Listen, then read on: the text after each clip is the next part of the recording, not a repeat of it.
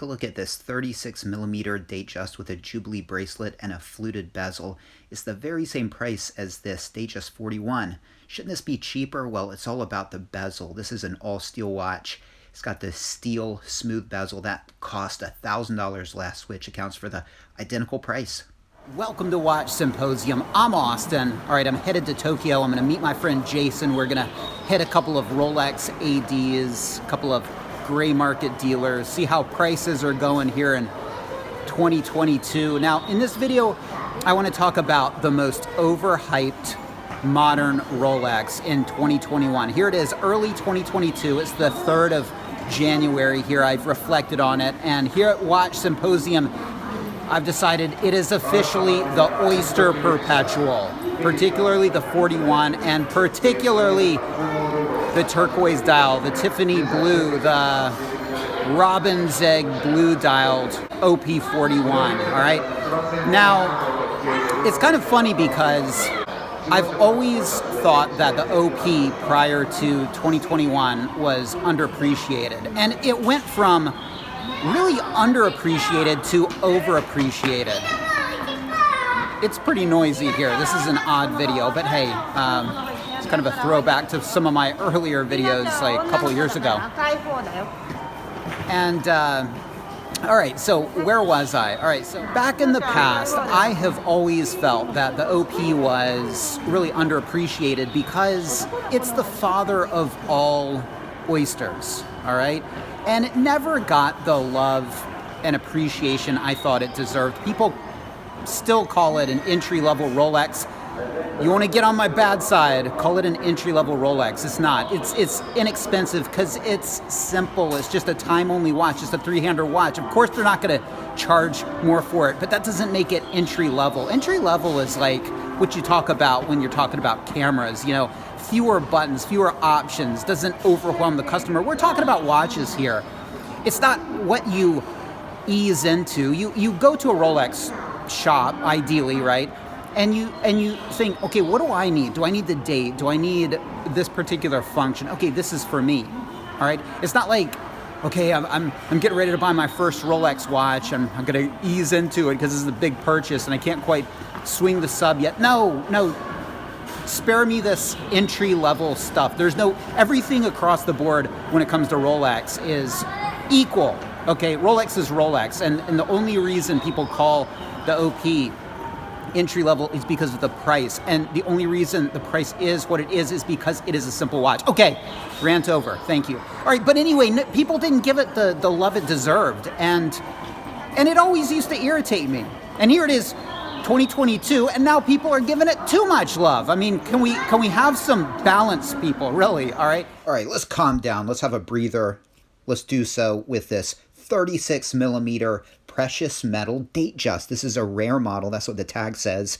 Very minimalist dial. Diamonds at the 6 and 9. Not sure how I feel about that, but kind of a beautiful watch.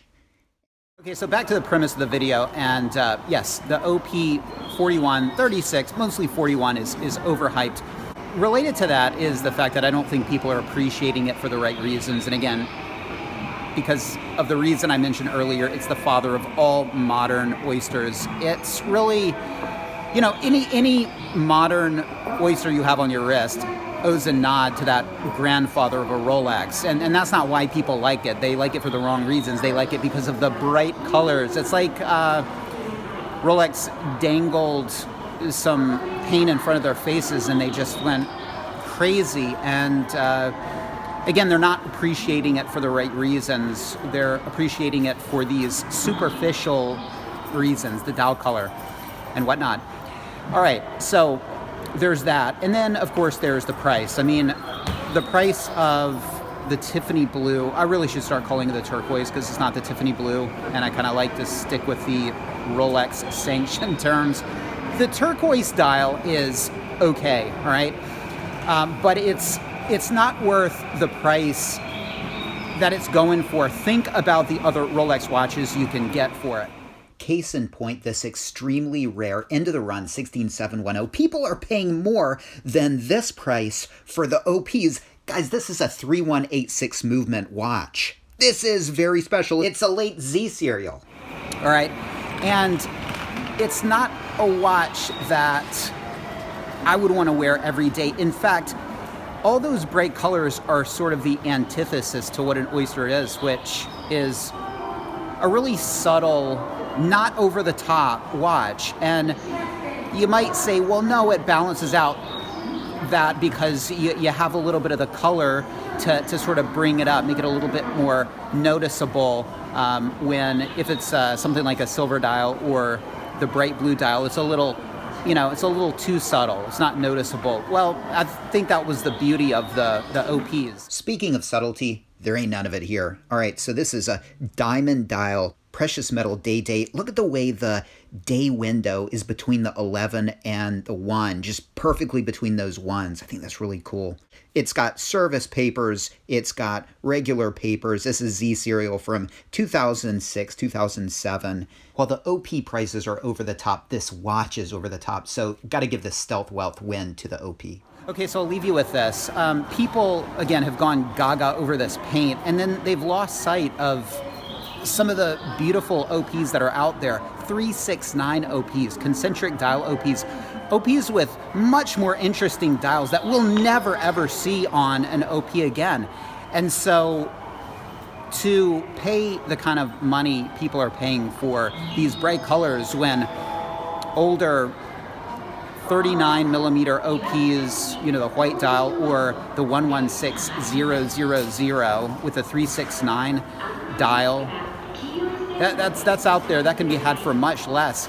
That's what I would be spending my money on. Again, you get the subtlety, but you get the really end of those differences in the OP dials. We'll never see 369 on an OP dial again. That's over. And so that's what people should be focusing on, not these superficial colors. So anyway, overhyped watch completely, in my opinion.